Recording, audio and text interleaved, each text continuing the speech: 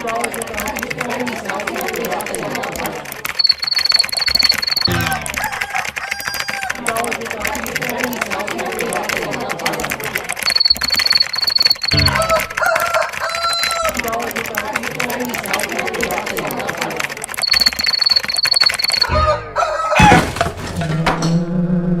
nagsabing pwede ka na umuwi? No, boss! I resign! Natapos ang kwento last time kung saan pinagpasa na ako ng requirements and ready na for work, which is kung di nyo pa napapanood, andyan yung link sa taas or sa baba. Or sa likod mo. Bago tayo magsimula, mamaya na yan. Siguro yung ilan sa inyo is aware na pangarap ko maging isang manga artist. Especially sa mga nauna kong subscribers na nakapanood ng Q&A video ko. Nabanggit ko lang siya dahil may kinalaman niya sa dahilan bakit ako nag-resign. Kumbaga naging catalyst siya ng mga pangyayari sa buhay ko ngayon. But more on that later. Like later. Ay ito, okay na.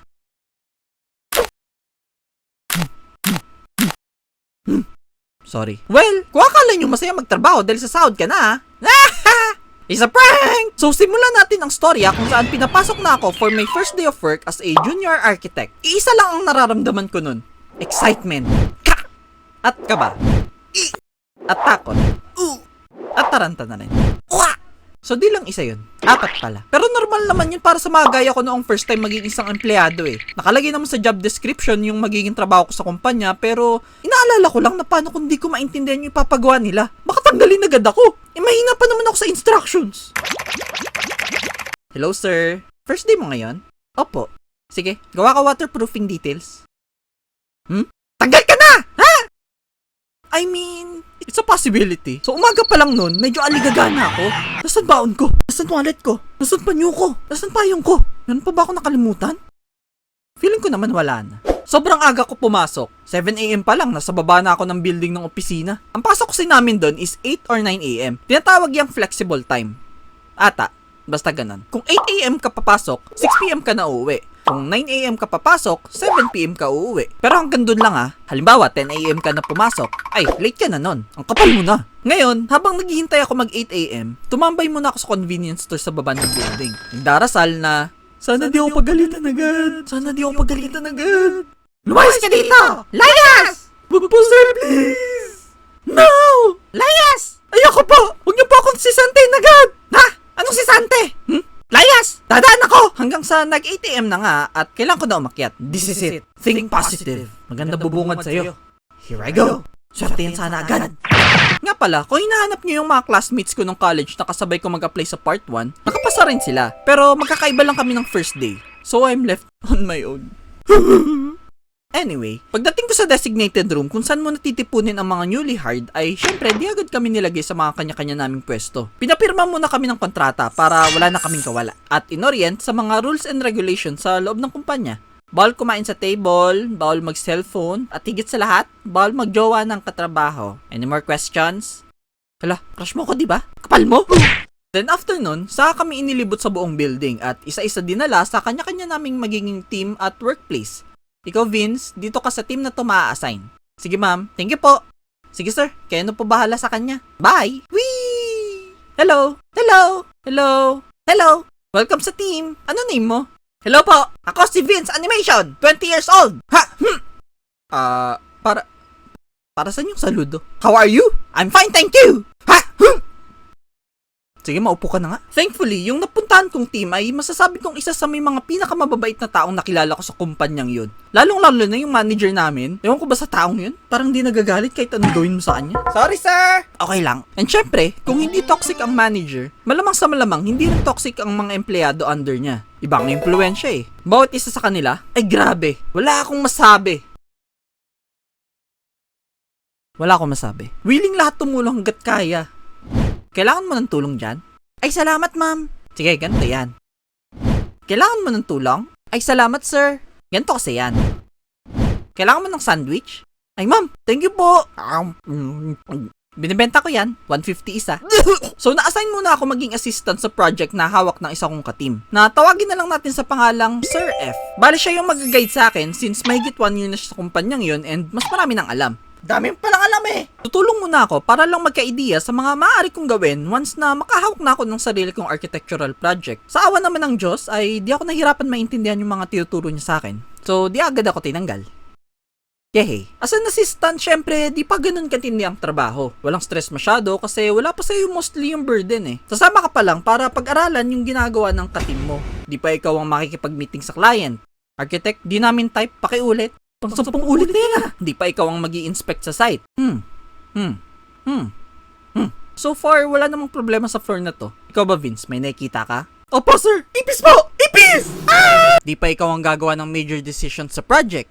Tanggalin nyo yung poste sa gitna. Sigurado. Ah! At marami pang iba. Bale, drawing pa lang ng architectural details na iuutos sa'yo. And ganun nga ginawa ko ng mga sumunod na araw. Tanda ko pa nga nung unang linggo ko, pinag-overtime na agad ako. Which is wala lang naman sa akin kasi as a fresh grad new employee, ang dami mong gusto patunayan eh. Kailangan ko agad maging chairman ng kumpanya next month. So, tatrabahuin mo lahat ng ipapatrabaho sa'yo. Di rin naman ganun kabigat pinapagawa sa akin, so G lang ako. Pagkatapos mo sa mga plans, gawin mo tong elevations. Okay, sir? Then, itong sections. Okay, sir? Then, yung details. Okay, sir? Then, ibili mo ako ng tubig, tapos linisin mo kalat sa table ko, and pakidiligan mga halaman sa bahay namin. Okay, sir? What? Nagpatuloy pang mga linggo na masasabi kong nakapag-adjust na ako sa pagiging buhay empleyado. Actually, mas gusto ko siya kaysa sa pagiging estudyante kasi bago sa sistema ko eh. Isa pa, wala kang iuwing gawain pag uwi mo. Leave your work at work, ika nga. Nakakapanibago? Wala akong assignments? And during that time, na assistant pa lang ako, mas lalo ko ginusto makahawak ng sarili kong project. Like, ang cool kasi tingnan ng ginagawa ni Sir F. You go there, build the stars and above and everywhere, like solar systems in the sky, okay? Wow, ang galing! Kaya naman nagsipag ako lalo para kahit papano magkaroon ng sarili kong project. Fast forward ng ilang araw, ang pinakihintay ko, at siguro ninyo, Sweldo Day! Yay! Mabuhay! Para rhyme. Para sa mga wala pang idea kung paano ang sweldoan sa typical offices, kaya sa amin dati, ganito yan. Every 15th and 30th ng month ang sweldo. Gagawan ka nila ng sarili mong bank account at bibigyan ng ATM card para doon nila ipapadala yung perang susweldohin mo. May sweldo na! Yay! Tabi kayo dyan! Sampaling kita ng pere. And sa una kong sweldo, grabe! Hindi siya ganun kalaki, pero ang laking bagay na niya sa akin during that time. First time ko lang kasi makahawak ng ganung amount. Una kong ginawa syempre ay ang kumain kasama ang mga college friends kong office mates ko rin. Celebration! Cheers! Cheers! Ay, cheers! Cheers! Bumili ng kung ano-ano, gaya ng damit para sa sarili. Miss, biling ko na to. Pati ito. At ito. Wow, ang dami sir. Nakakatuwa naman. Syempre, bagong sweldo. Bilhin pa kita eh. Then pag uwi sa bahay, nagbigay sa nanay ko ng pera. Ma, ito, my first ambag sa bahay.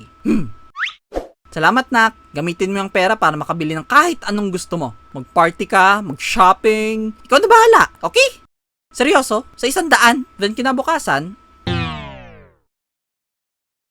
bilis naman maubos ng sweldo. After a month, mas lalo pa akong nag-e-enjoy sa trabaho. So far, very smooth eh. Kaya trabaho kong trabaho, overtime kong overtime, kahit wala namang i-overtime. Napakabibo.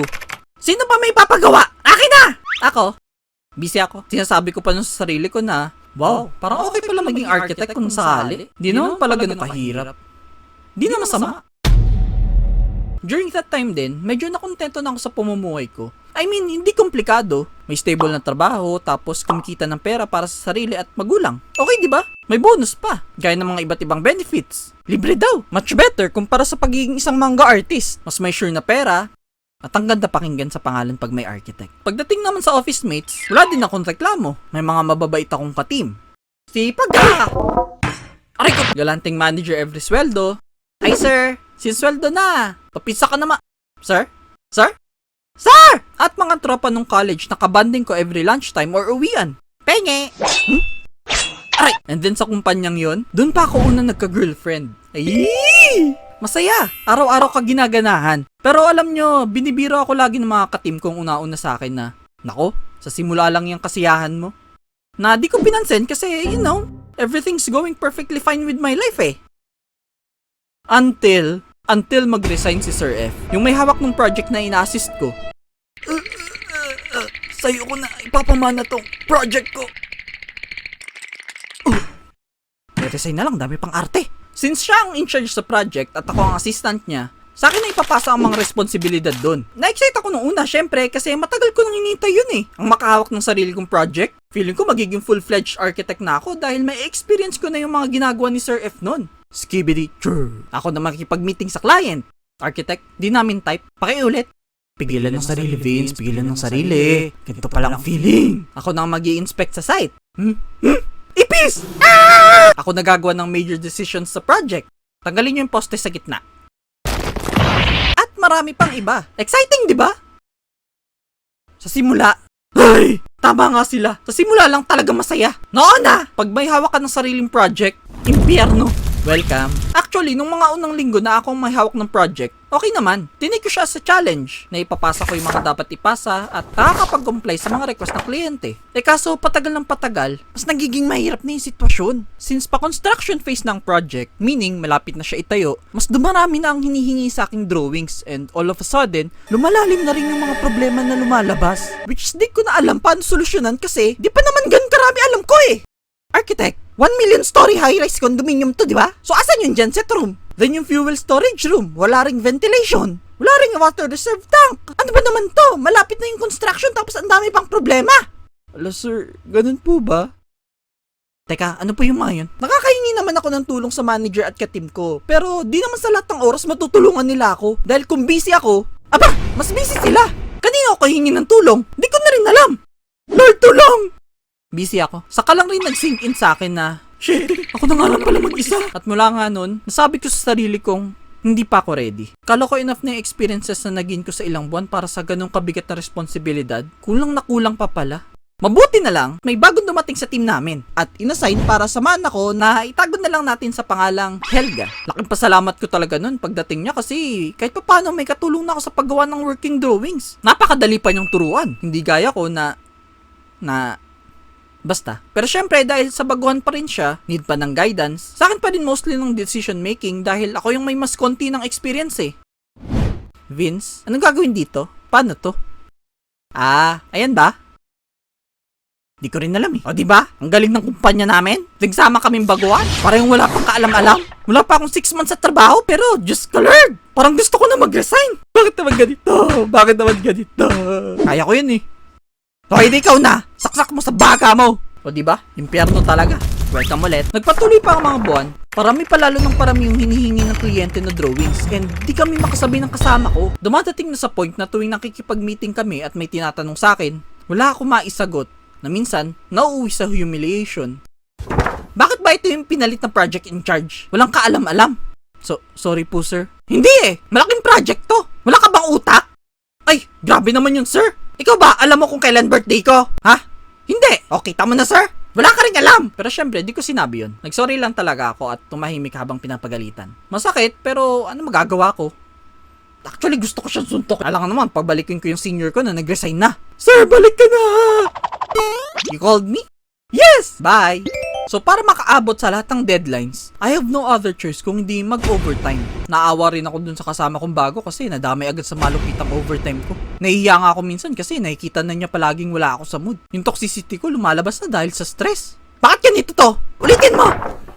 Ikaw gumawa niyan eh. Ito sa akin. Ang lala kasi talaga ng workload. Nung bago ako, nag-overtime rin naman ako, diba? Pero hindi kasing tindi nung panahong may hawak akong sarili kong project. Kasi when I said overtime, as in overtime, araw-araw.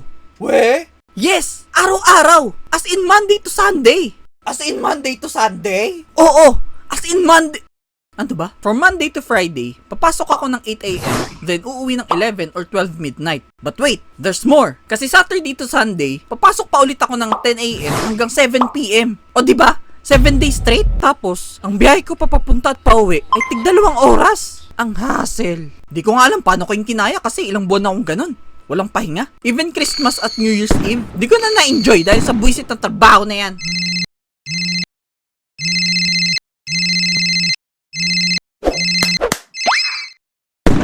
Happy New Year! Eventually, may mga nadagdag naman ulit sa team. Ang kaso, hindi na pupunta sa project namin kasi mas need ng ibang ka-team ng katulong since mas mabibigat na project sa hawak nila. Kaya ang malarobot kong buhay ay nagpatuloy pa for the rest of the year. Bangon, kain, biyahe, trabaho, uwi, tulog. Bangon, kain, biyahe, trabaho, uwi, tulog. Bangon, kain, biyahe, trabaho, uwi, tulog. Bangon, kain, biyahe, trabaho, uwi, tulog. Bangon, kain, biyahe, trabaho, uwi, tulog. Bangon, kain, biyahe, trabaho, uwi, tulog. Bangon, kain, biyahe, trabaho, uwi, tae, tulog. Bangon, kain, biyahe, trabaho, uwi, tulog. Bangon, kain, biyahe, trabaho, uwi, tulog. Bangon, kain, biyahe, trabaho, uwi, tulog. Bangon, kain, biyahe, trabaho, uwi, tulog. Nakakapagod? Oo na nga eh. Tama kayo, nasa simula lang masaya. Happy?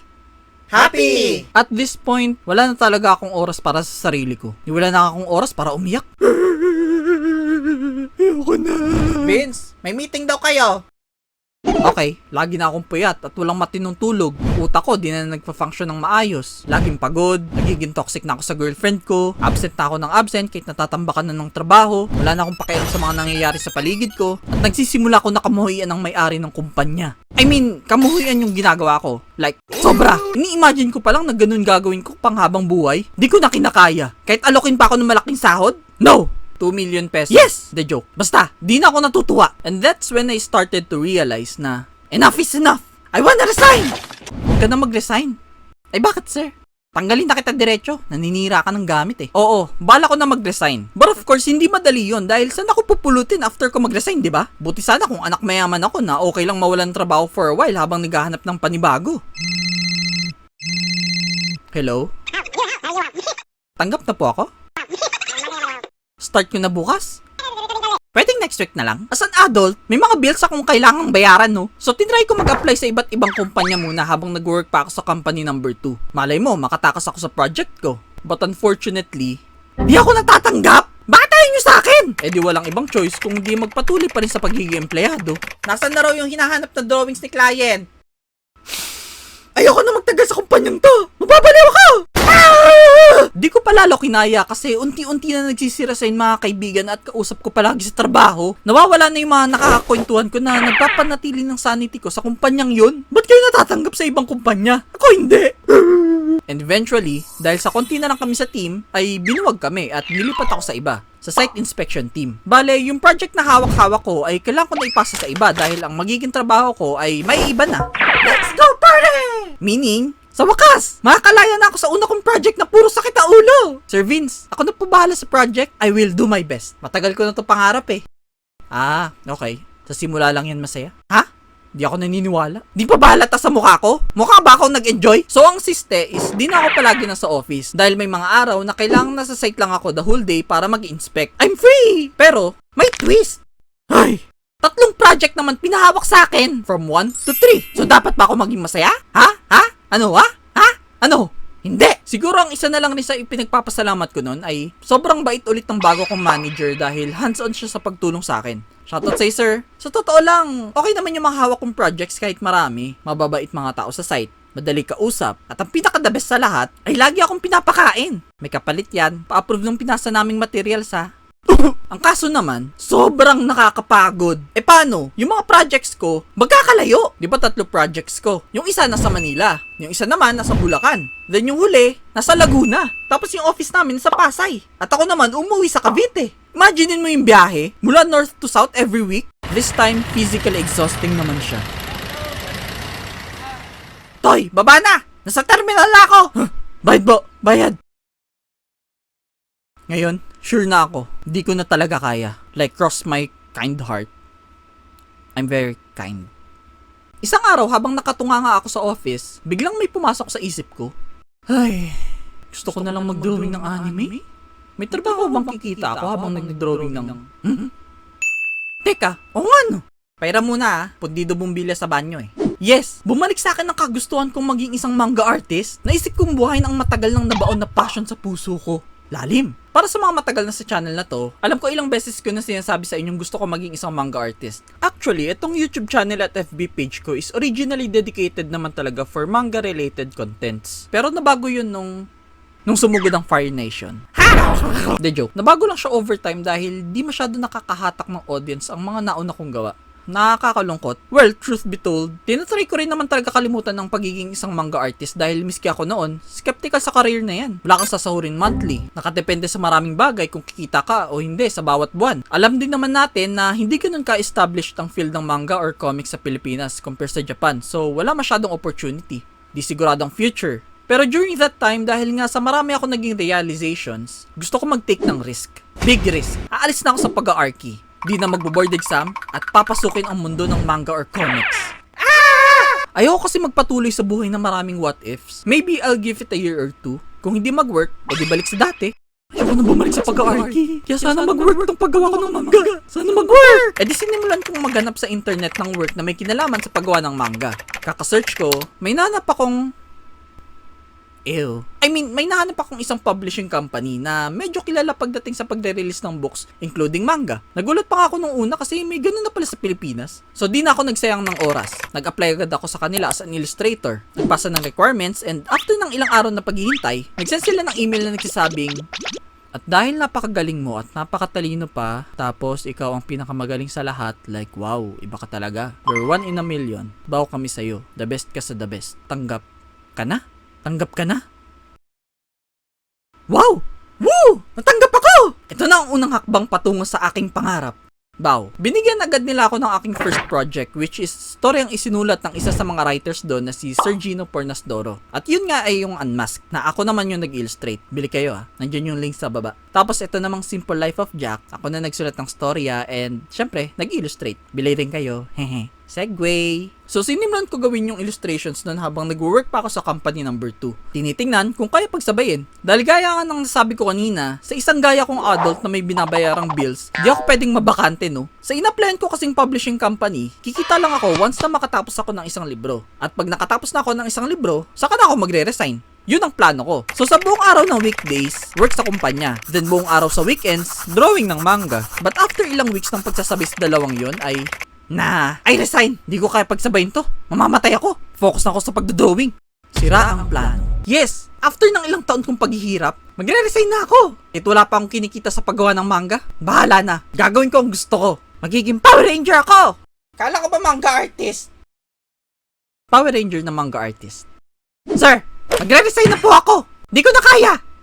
Oh, sayang, magaling ka pa naman. Taasan namin sahod mo, wag ka lang umalis. Talaga, sir? Sige na, asa ka naman. Sige na, layas. February 3, 20-something. Officially resigned na ako sa company. Almost 2 years rin yun, I am free! Like, for real. At dito ko na ulit siya tatapusin dahil napakahaba na. Nakakapagod mag-animate. Marami pang interesting na mangyayari sa akin after, but I guess, let's leave it for now. If someone asked me what did I learn from all those experiences, ang sasabihin ko lang ay, love is blind. Puso ko'y nag-iisa. Kahit the joke. Ito masasabi ko sa mga batang nanonood nito. Enjoy nyo lang kung nasaan kayo ngayon. Wag na wag kayong magmamadali. Well, to be fair, bilang bata, di rin naman talaga maiwasang mainggit tayo sa mga nakatatanda dahil sa mga nakikita natin mula sa kanila. Like freedom sa bawat kilos, pera mula sa pagtatrabaho, pagbili ng mga gusto. Those impressions alone, talagang gugustuhin mo maging adult agad, di ba? Totally understandable. But in reality, hindi ganun yun Behind those smiles na nakikita nyo from us adults are sometimes just a facade. Ang dali natin mabulag sa mga bagay na nakikita lang on a surface level. Nagmamadali tayo tumanda, kaya napapalampas natin yung pagiging bata. Ang saya kaya maging bata. Pero sa mga maaga nagtrabaho salute to you all. Maikli lang ang face na yan, kaya if you have the chance to enjoy it while you can. Okay? Another thing na natutunan ko is about taking risks and living out of your comfort zone. Kung may gusto ka gawin, go for it. Kung di mo gusto gawin ang isang bagay, stop doing it. Alam ko, easier said than done, but mas maigi na yun, di ba? Kaysa sa wala kang gawin or mag-suffer ka dahil sa nagstay ka pa sa ginagawa mo. Magandang nagpa-plan sa buhay, pero let's all admit it. Di lahat ng plano natutupad. May mga pagkakataong di mo na kailangan pa pag-isipan ng susunod mong gawin. You just have to take that big leap of faith and see what will happen. Then mula doon, bahala na kayo. Di ko na problema yun. Bye!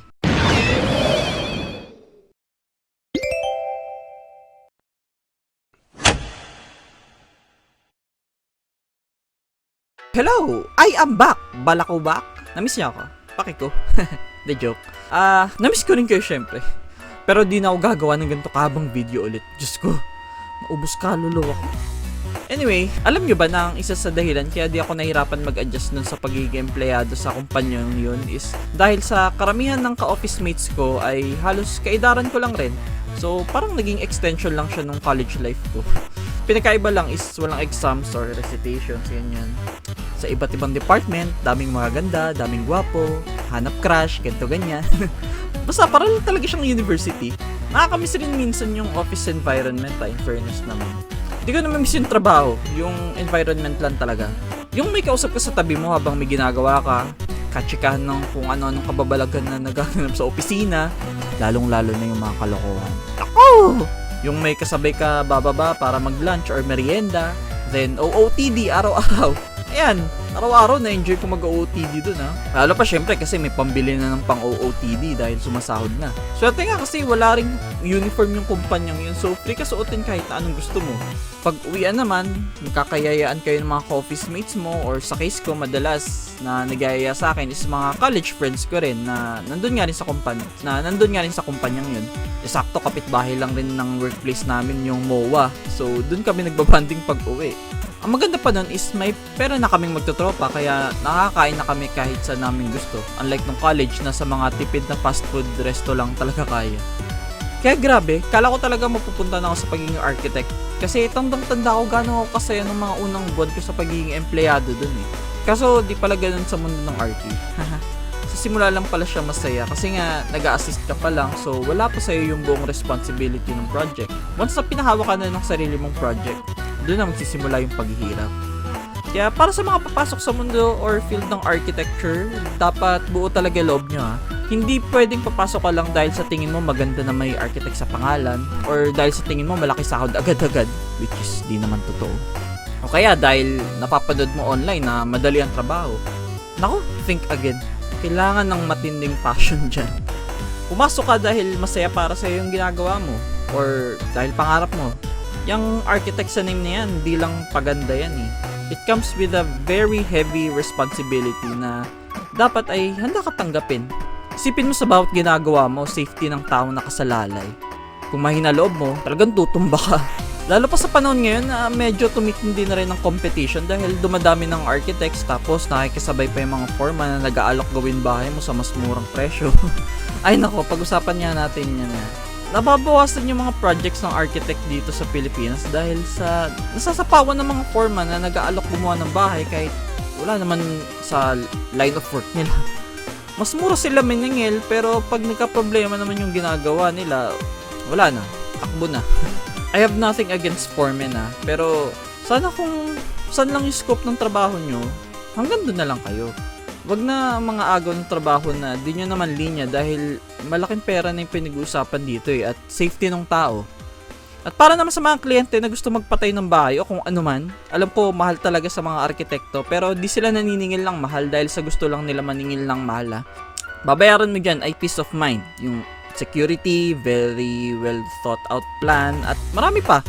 Diyan sila or kami nagbuno ng 5 years sa college para lang mag-drawing or plano basta-basta ng building or bahay, no. Pinag-aaralan namin maigi paano maging safe, functional at sustainable yung mga itatayo namin.